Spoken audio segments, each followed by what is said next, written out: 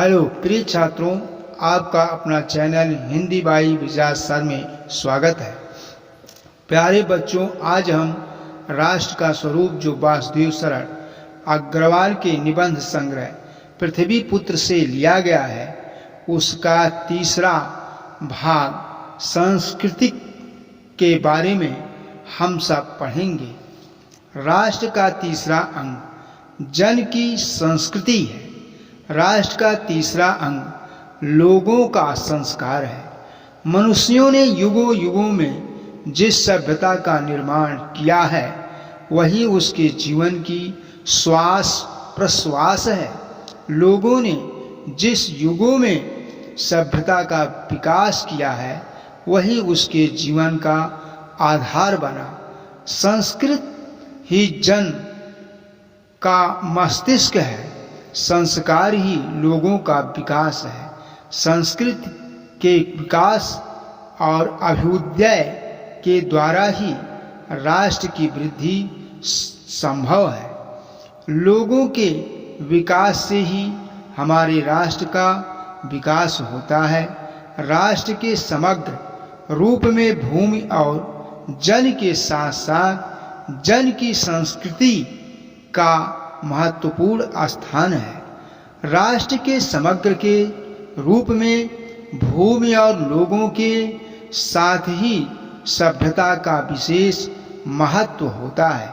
यदि भूमि और जन अपनी संस्कृति से विरहित कर दिए जाएं, तो राष्ट्र का लोप समझना चाहिए।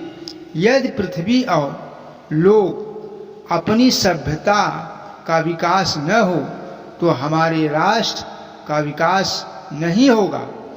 जीवन के बिटप का पुष्प संस्कृति है।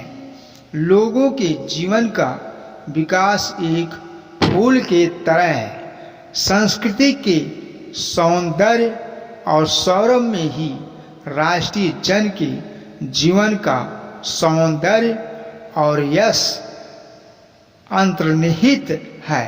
सभ्यता के सुंदरता में ही राष्ट्रीय में लोगों का जीवन सुखमय होता है। ज्ञान और कर्म दोनों के पारस्परिक प्रकाश की संज्ञा संस्कृति है।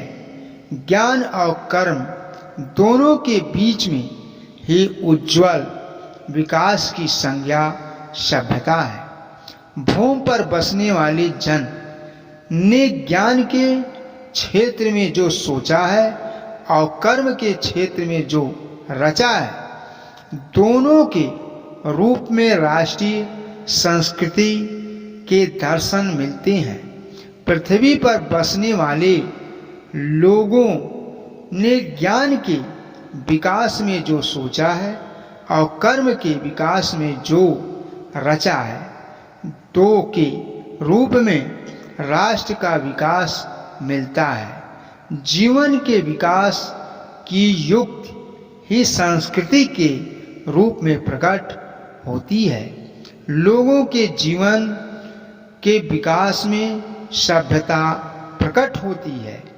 इस दृष्टि से प्रत्येक जन की अपनी अपनी भावना के अनुसार पृथक पृथक संस्कृतियां राष्ट्र में विकसित होता है। इस दृष्टि से प्रत्येक लोगों की अपनी अपनी भावना के रूप में अलग अलग राष्ट्र का विकास होता है, परंतु उन सब का मूल आधार पारस्परिक सहिष्णुता और समन्वय पर निर्भर है।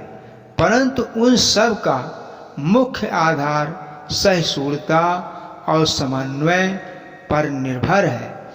जंगल में जिस प्रकार अनेक लता वृक्ष और वनस्पति अपने अदम्य भाव से उठते हुए पारस्परिक सम्मिलन से अविरोधी स्थिति प्राप्त करते हैं, जिस प्रकार जंगलों में वृक्ष वनस्पति अपने छोटे बड़े वृक्ष लता आपस में वृद्धि करते हैं, उसी प्रकार राष्ट्रीय जन अपनी संस्कृतियों के द्वारा एक दूसरे के साथ मिलकर राष्ट्र में रहते हैं।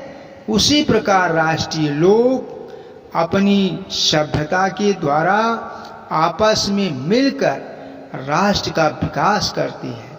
जिस प्रकार जल के अनेक प्रवाह नदियों के रूप में मिलकर समुद्र में एक रूपता प्राप्त करते हैं, जिस प्रकार सारी नदियां समुद्र में जाकर एक हो जाती हैं, उसी प्रकार राष्ट्रीय जीवन की अनेक विधियां राष्ट्रीय संस्कृति में समन्वय प्राप्त करती हैं। उसी प्रकार राष्ट्रीय जीवन की अनेक सभ्यता एक में समन्वय हो जाती है। साहित्य, कला, नृत्य, गीत, आमोद प्रमोद अनेक रूपों में राष्ट्रीय जन अपने अपने मानसिक भाव को प्रकट करते हैं। साहित्य, कला, नृत्य, गीत और आनंद अनेकों प्रकार से राष्ट्रीय लोग अपने अपने भाव को प्रकट करते हैं। आत्मा का जो विश्वव्यापी आनंद भाव है वह इन विविध रूपों में साकार होता है। आत्मा को जो आनंद प्राप्त होती है वह इन विविध रूपों में सत्य होता प्रतीत होता है। यद्यपि वह रूप की दृष्टि से संस्कृति के ये बाहरी लक्षण अनेक दिखाई पड़ते हैं। जैसे ही वह रूप की नजरी से पड़ती है, मानो बाहरी अनेक लक्षण दिखाई पड़ती है, किंतु आंतरिक आनंद की दृष्टि से उनमें एक सूत्रता है। लेकिन आंतरिक आनंद की दृष्टि से यह एक सूत्र में बंधा है। जो व्यक्ति सहृदय है वह प्रत्येक संस्कृति के आनंद पक्ष को स्वीकार करता है। जो मनुष्य प्रेम करता है वह मनुष्य प्रत्येक सभ्यता के आनंद को प्राप्त करता है और उससे आनंदित होता है और उससे आनंद प्राप्त करता है। इस प्रकार की उदार भावना ही विविध जनों से बने हुए राष्ट्र के लिए स्वास्थ्य कर है। इस प्रकार की उदार भावना लोगों के राष्ट्र में स्वास्थ्य प्राप्त करती है। गांव और जंगलों में स्वच्छंद जन्म लेने वाले लोक गीतों में तारों के नीचे विकसित लोक कथाओं में सांस्कृतिक का अमित भंडार भरा हुआ है। गांव और वनों में स्वच्छंद जन्म लेते हैं और भ्रमण करते हैं और अनेकों लोकगीत गाते हैं। आकाश के नीचे अनेक प्रकार के लोक कथाओं में सांस्कृतिक का अंतिम भंडार है, जहां से आनंद की भरपूर मात्रा प्राप्त हो सकती है। राष्ट्रीय संस्कृति के परिचय काल में उन सब का स्वागत करने की आवश्यकता है। वहीं पर आनंद की प्राप्ति होती है। राष्ट्रीय सभ्यता में सबका स्वागत होना चाहिए। पूर्वजों ने चरित्र और धर्म, विज्ञान, साहित्य, कला और संस्कृति के क्षेत्र में जो कुछ भी पराक्रम किया है, उस सारे विस्तार को हम गौरव के साथ धारण करते हैं। पूर्वजों ने चरित्र और धर्म, विज्ञान, साहित्य, कला और सभ्यता के क्षेत्र में जो कुछ शक्तियां प्राप्त किया है, उस सारे विस्तार को हम अभिमान के साथ प्राप्त करते हैं और उसके तेज को अपने भावी जीवन में साक्षात देखना चाहते हैं और उसके जीवन को साक्षात देखना चाहते हैं। यही राष्ट्र संवर्धन का स्वाभाविक प्रकार है।